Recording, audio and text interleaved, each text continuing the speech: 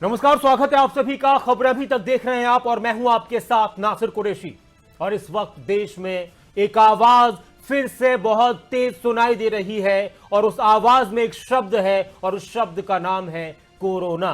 Corona ने एक बार फिर से लोगों को परेशान किया है। कोरोना से हाहाकार और सिस्टम बीमार नजर आता है। जो देश कोरोना के खिलाफ जंग जीतने का दावा कर रहा था, वो देश एक साल बाद भी तैयार नहीं है। सिस्टम लाचार है, इलाज के लिए लोग मारे मारे फिर रहे हैं और कोरोना से लोग बेहाल हैं। हालात ऐसे बन चुके हैं कि एक दिन में 2 लाख से ज्यादा एक्टिव केस आ रहे हैं। पहले तो कहा जाता था कि जान भगवान भरोसे है, लेकिन कोरोना को देखते हुए ऐसा लग रहा है कि जान ही नहीं, अब मरने के बाद भी भगवान ही रखवाला है, क्योंकि अस्पतालों में मरीजों की संख्या बढ़ रही है। शमशान घाट, कब्रिस्तानों में लाशों की कतारें लगी हैं। कई राज्यों में पाबंदियां लगा दी हैं। लेकिन एक बात तो अब इस सिस्टम से साफ हो गई है कि अगर आपको कोरोना हो गया तो पूछने वाला कोई नहीं, क्योंकि अस्पतालों में इस वक्त इलाज के बारे में सोचना समुद्र से मोती ढूंढ कर लाने के बराबर है। क्योंकि सरकार चुनाव में व्यस्त है,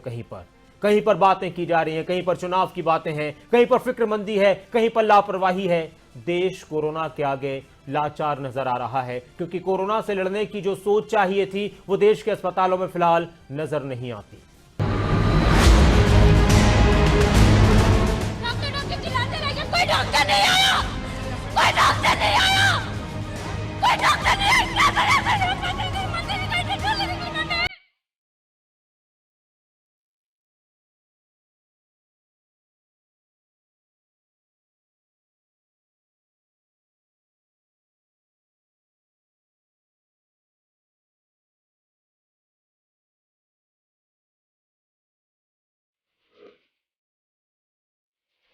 देश में एक बार फिर से कोरोना कहर बनकर टूट चुका है। सारे रिकॉर्ड धराशायी हो चुके हैं और कोरोना की सुनामी अब सब कुछ तबाह करने को तैयार है, ऐसा लगता है। हालात ऐसे हैं कि अस्पतालों में व्यवस्था घुटने टेक चुकी है। स्वास्थ्य सेवाओं की सांसें उखड़ रही हैं, मरीज तड़प रहे हैं, परेशान हो रहे हैं। अगर अब भी नहीं संभले तो एक बात समझ लीजिए कि सामने बहुत तेजी के साथ चीजें बिगड़ने वाली हैं और मौत भी सामने है, इसलिए अपनी फिक्र कर लें।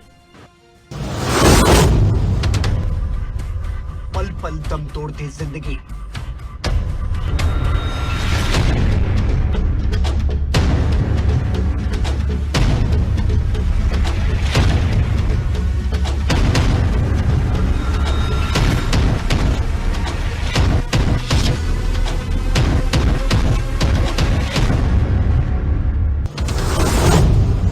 इलाज के इंतजार में उखड़ती सांसें,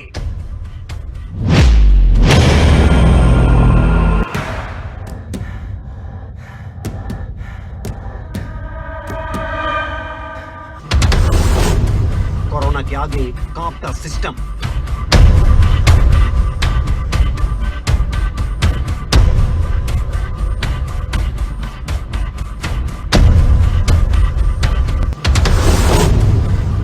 और मौत की दहलीज पर चंद सांसों की भीख मांगती इंसानियत।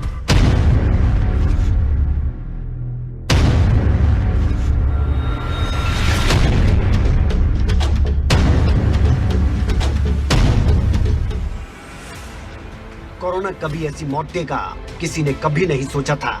हालात ऐसे बनेंगे, कोई नहीं जानता था। यही वजह है कि वक्त की बर्बादी में अब इंसानियत बर्बाद होने लगी है। ऐसा नहीं था कि कोरोना ने वक्त नहीं दिया, लेकिन कहते हैं जिसने वक्त बर्बाद किया उसे वक्त ने बर्बाद कर दिया। सितंबर 2020 में जब 95,000 से ज्यादा केस एक दिन में आए और उसके बाद कोरोना का ग्राफ गिरने लगा, तो वक्त भी मिला खुद को सुधारने का, व्यवस्थाओं को संवारने का। लेकिन सरकार हो या प्रशासन कोरोना को भूल चुनावों में मशगूल हुए। 6 महीने बाद कोरोना ने पलटवार किया और अब सिस्टम की सांसें उखड़ रही हैं, लोग मर रहे हैं। हालात ऐसे हैं कि लाशों का अंबार है और जिंदगी लाचार है।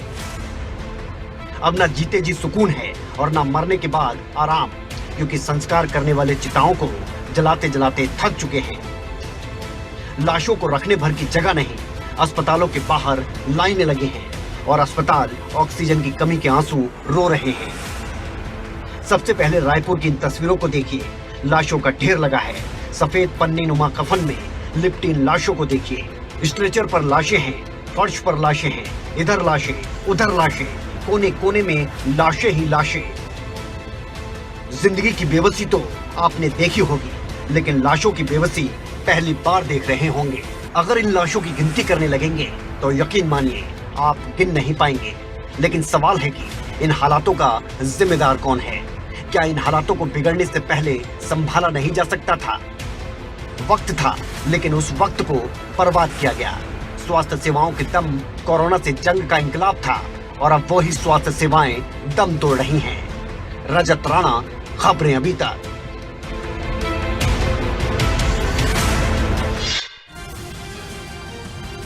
और अब बात देश की राजधानी दिल्ली की करते हैं, जहां हालात फिर से खराब होने लगे हैं। भले ही दिल्ली में वीकेंड कर्फ्यू लगा दिया गया है और मुख्यमंत्री अरविंद केजरीवाल दिल्ली में सब कुछ बेहतर और बेहतर व्यवस्थाओं की बात कर रहे हैं, लेकिन उसी दिल्ली में दिल दहला देने वाली तस्वीरें भी सामने आ रही हैं। वो आपको दिखाते हैं। सरकार ने पहले से ही तैयारी शुरू कर दी है, लेकिन ये तैयारी कोरोना से निपटने की नहीं बल्कि लाशों को निपटाने की है।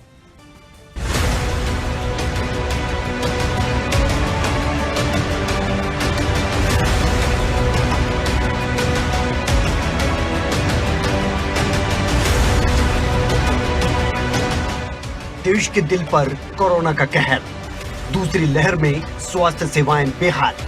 राजधानी दिल्ली में बढ़ते कोरोना केस अब खौफजदा करने लगे हैं। दिल्ली की आप सरकार भले ही कोरोना को लेकर सतर्क है, लेकिन दिल्ली के हालात बद से बदतर हो चुके हैं और यही वजह है कि कोरोना के बढ़ते ग्राफ पर दिल्ली में वीकेंड कर्फ्यू का भी ऐलान कर दिया गया। वीकेंड के ऊपर कर्फ्यू दिल्ली के अंदर लगाया जाएगा। इसका कारण ये है कि लगभग हफ्ते के दौरान, वर्किंग डेज के दौरान आदमी को अपनी कमाई करने के लिए जाना होता है, आदमी को अपने काम पे जाना होता है। लेकिन वीकेंड में अक्सर जो लोग निकलते हैं वो अपने एंटरटेनमेंट के लिए या दूसरी एक्टिविटीज़ के लिए निकलते हैं, जो कि कर्टेल की जा सकती है, जो कि जिसके ऊपर अंकुश लगाया जा सकता है। उससे बहुत ज़्यादा लोगों को दिक्कत नहीं होनी चाहिए। इसीलिए चेन तोड़ने के लिए वीकेंड के ऊपर, ताकि लोग ज़्यादा संपर्क में ना आए, वीकेंड के ऊपर कर्फ्यू लगाया जा रहा है। लेकिन सवाल है कि क्या 2 दिन की चेन ब्रेक कोरोना पर लगाम लगाएगी? क्योंकि जिस तरह से पिछले दिनों दिल्ली में कोरोना ने पैर पसारे, वो बेहद चिंता व्यक्त करता है। दिल्ली के अस्पताल बीमार हैं, इस बात की तस्दीक ये तस्वीरें साफ कर रही हैं। लेकिन फिर भी दिल्ली के मुख्यमंत्री अरविंद केजरीवाल कहते हैं कि दिल्ली में बेड की कोई कमी नहीं। हमारे हॉस्पिटल में जो प्रबंधन है, हॉस्पिटल्स का जो मैनेजमेंट है, वो स्थिति अभी फ़िलहाल अपने कंट्रोल में है। दिल्ली में हॉस्पिटल बेड्स की कमी नहीं है। अभी लेटेस्ट डेटा के हिसाब से 5000 से ज़्यादा बेड अभी खाली हैं दिल्ली के अंदर, 5000 से ज़्यादा बेड्स खाली हैं। लेकिन मेरी आप लोगों से निवेदन है, अगर कुछ एक अस्पतालों के अंदर मान लीजिए बेड्स भर गए हैं और आप इंसिस्ट करते हैं मुझे तो इसी अस्पताल में जाना है, ये दिक्कत है। अगर आप बड़े चूजी हैं कि मुझे तो इन 2 में से किसी अस्पताल में एडमिशन कराइए जी, ये दिक्कत है। अगर दिल्ली में किसी भी तरह की सुविधा की कोई कमी नहीं है, तो फिर दिल्ली कोरोना के कोहराम से क्यों बच नहीं पा रही? दिल्ली में हालात इस कदर बेकाबू हो चुके हैं कि अब सरदार पटेल कोविड सेंटर को एक बार फिर खोला जा रहा है, सेवाओं को दुरुस्त किया जा रहा है, क्योंकि कोरोना अब सांसें छीनने लगा है। ये तैयारी तो लोगों को कोरोना से बचाने की है, लेकिन दिल्ली के आईटीयू स्थित इस कब्रिस्तान को किस बात के लिए तैयार किया जा रहा है? तस्वीरें देखिए। कब्रें खोदते खोदते लोग थक चुके हैं और यहाँ पर कब्र खोदने के लिए अब जेसीबी का सहारा लिया जा रहा है। लाशों का अंबार ऐसा है कि 2 गज जमीन भी नसीब नहीं हो रही। इन तस्वीरों से आप हालात का अंदाजा लगा सकते हैं। सरकार की करनी और कथनी में कितना फर्क है। दिल्ली की कब्रगाह का ही नहीं बल्कि शमशान घाटों का भी हाल कुछ ऐसा ही है।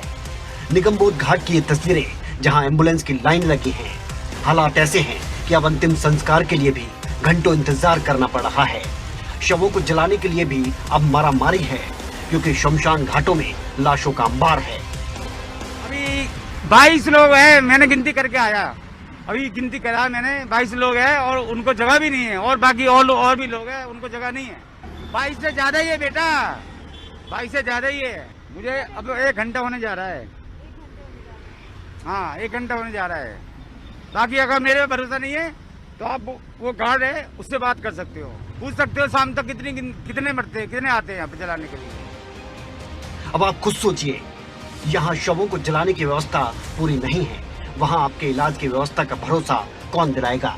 जहाँ मोक्ष के लिए टोकन का सहारा है, वहाँ आपकी उखड़ती सांसों को राहत कौन देगा? हमारा मकसद आपको डराना नहीं, बल्कि ये समझाना है कि इन तस्वीरों से सबक लें, क्योंकि खुदा न करे कभी आप भी कोरोना की चपेट में आए और ये तस्वीरें आपके घर, शहर या आपके पड़ोस की हो तो क्या होगा? रजत राणा, खबरें अभी तक।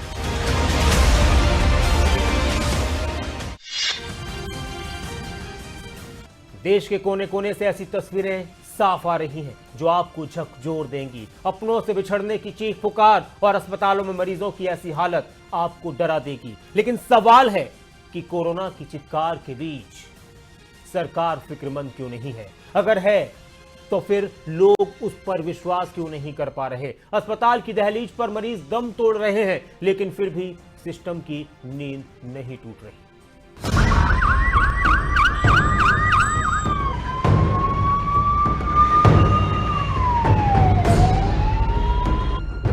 अस्पतालों की चौखट पर दम तोड़ते मरीज।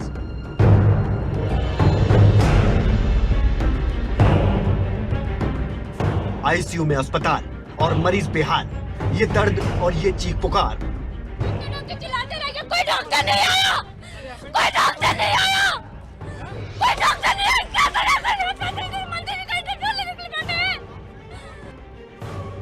अगर आपका दिल कमजोर है तो ये तस्वीरें कतई ना देखें। उत्तर प्रदेश की राजधानी लखनऊ में हालात खराब हैं। अस्पताल ऑक्सीजन की कमी का रोना रो रहे हैं और मरीज अस्पतालों की दहलीज पर दम तोड़ रहे हैं। अस्पताल की दहलीज पर आकर भी अगर इलाज ना मिले तो क्या होगा? क्या इन चीखों से सिस्टम में कोई सुधार होगा? तस्वीरें रांची की हैं, जहां हजारीबाग से कोरोना पॉजिटिव पवन गुप्ता को उनके परिजन इलाज के लिए रांची लेकर पहुंचे। 1 घंटे तक ना तो इलाज मिला और ना डॉक्टर ने पूछा और ना ही किसी ने हालचाल जाना। अस्पताल की चौखट पर एक बेटी अपने पिता को लेकर खड़ी रही। डॉक्टर चिल्लाते रह गए, कोई डॉक्टर नहीं आया, कोई डॉक्टर नहीं आया, कोई डॉक्टर नहीं आया, क्या करें? लेकिन किसी कोरोना मरीज को छुआ तक नहीं गया। इसी दौरान झारखंड के स्वास्थ्य मंत्री बन्ना गुप्ता सदर अस्पताल में व्यवस्थाओं का निरीक्षण करने पहुंचे थे, लेकिन ऐसी व्यवस्थाएं किस काम की जिनका कलेजा इन चीखों से भी फट ना निकले। अपनों से बिछड़ने का दर्द, व्यवस्थाओं के अभाव की भेंट चढ़ती जिंदगियां। महज रांची में ऐसे हालात नहीं, बल्कि इंदौर में एक ही एम्बुलेंस में 2 मरीजों ने दम तोड़ दिया, क्योंकि एम्बुलेंस में मरीज इलाज के लिए इंतजार करते रहे। ना सुनने की बीमारी वाला ये सिस्टम आंखें मूंद कर बैठा रहा।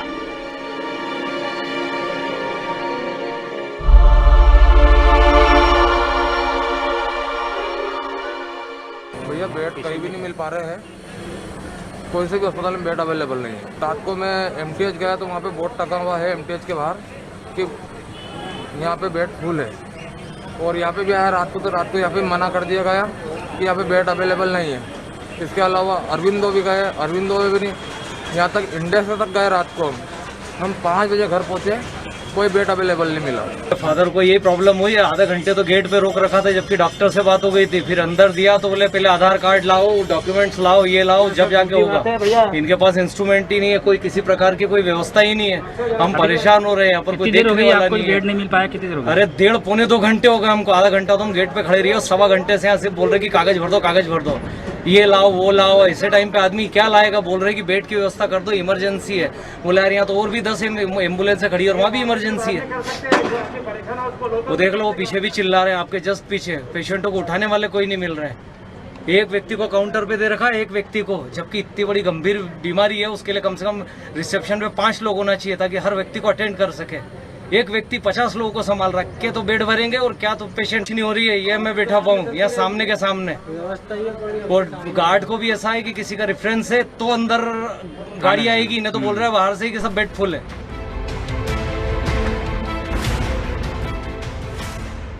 मध्य प्रदेश में हालात बेकाबू हो चुके हैं। मध्य प्रदेश के शमशान घाट को देखिए, जहां 24 घंटे चिताएं जल रही हैं। कोरोना ने अंतिम संस्कार के सारे मायने बदल कर रख दिए। ना क्रियाक्रम हो रहा है और ना 4 कंधे मिल रहे हैं, बस लाशों का अंबार है और चिताओं की कतार।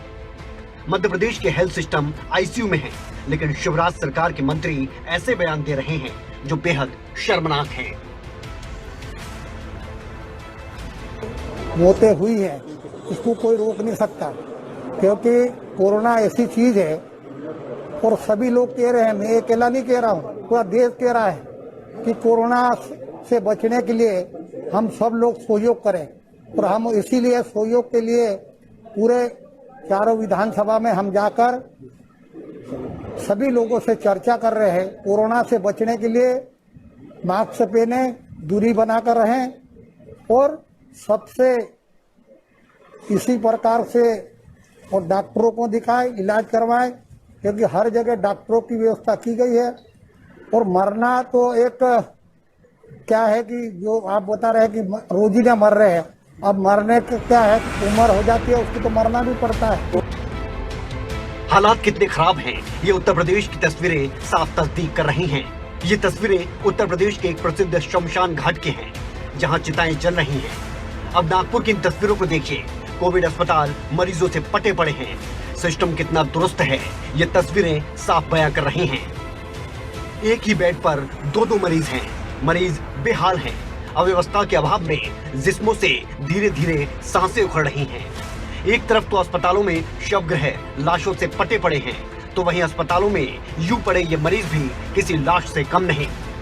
ना जाने कब तक ये सांसें चलेंगी और कब इन जिस्मों से जान निकल जाएगी। देश के जिन 8 राज्यों में हालात खराब हैं, उनमें हरियाणा का नाम भी शामिल है। हरियाणा में गुरुग्राम और फरीदाबाद समेत 10 जिले दम तोड़ रहे हैं और अंबाला में तो पहले से ही अंतिम संस्कार की तैयारियां भी शुरू कर दी गई। अंबाला में एलपीजी गैस से अंतिम संस्कार के लिए भट्टियां तैयार की गई हैं, जो ये बताने के लिए काफी हैं कि हरियाणा में कोरोना कितना कंट्रोल में है। लेकिन फिर भी सरकारें दुहाई दे रही हैं व्यवस्था सुदृढ़ होने की। यकीन मानिए, ये तस्वीर सच्चाई की गवाही दे रही है। तो संभल जाइए। अगर अभी भी कोरोना मजाक लग रहा है, तो ये मजाक कब सांसें उखाड़ लेगा, आप सोच भी नहीं पाएंगे। डराना मकसद नहीं है, बस इतनी सी बात समझनी जरूरी है कि कोरोना महज एक जुमला नहीं, जानलेवा वायरस है जो तबाही की सुनामी की तरह जिंदगियों को बर्बाद करने में लगा हुआ है। रजत राणा, खबरें अभी तक।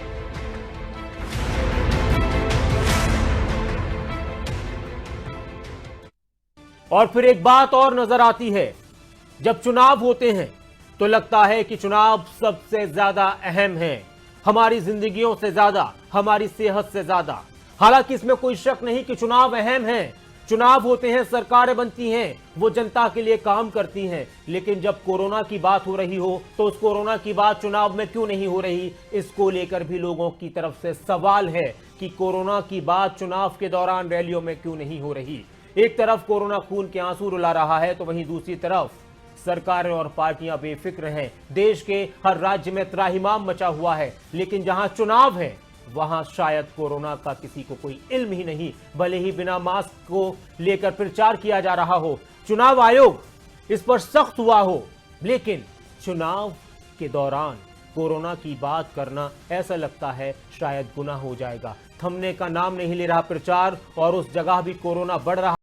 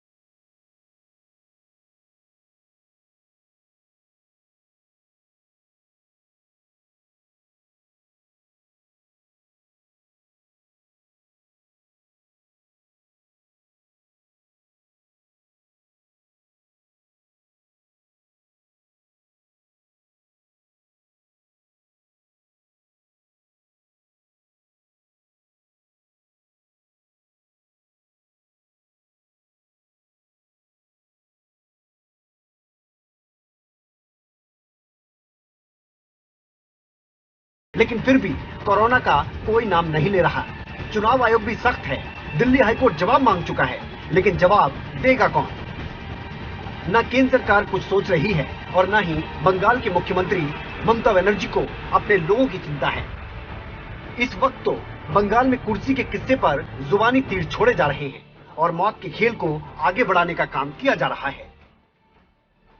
ऐसे में आप बस शोक मनाइए, क्योंकि देश का हेल्थ सिस्टम आईसीयू में भर्ती है। लेकिन आप सतर्क रहें, हमारी सरकारों और राजनेताओं से कतई प्रेरणा ना लें, क्योंकि देश में वीवीआईपी के ट्रीटमेंट के लिए तो सिस्टम को कैसे भी जगह लिया जाएगा, लेकिन आपके इलाज के नाम पर यही सिस्टम फिर से मूर्छित हो जाएगा।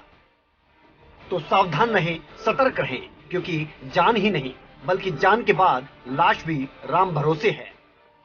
रजत राणा, खबरें अभी तक।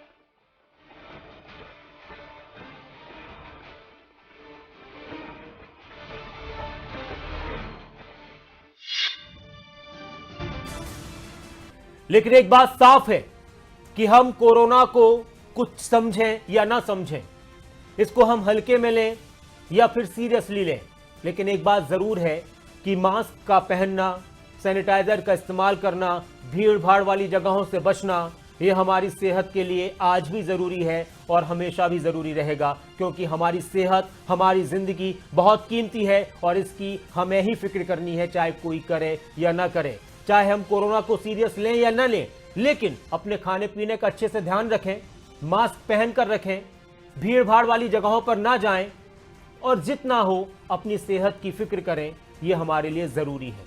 कोरोना है, वो अलग बात है कि हम शायद उसका इंतजार कर रहे हैं कि पहले हम पर अटैक करे, उसके बाद हम समझेंगे कि कोरोना है। लेकिन है, हवा में एक दुश्मन है जो दिखाई नहीं देता, लेकिन वो किसी में भेदभाव भी नहीं करता और उसका असर जरा सी लापरवाही पर किसी पर भी हो सकता है। इसलिए अपना ख्याल रखें, अपने परिवार वालों का ख्याल रखें।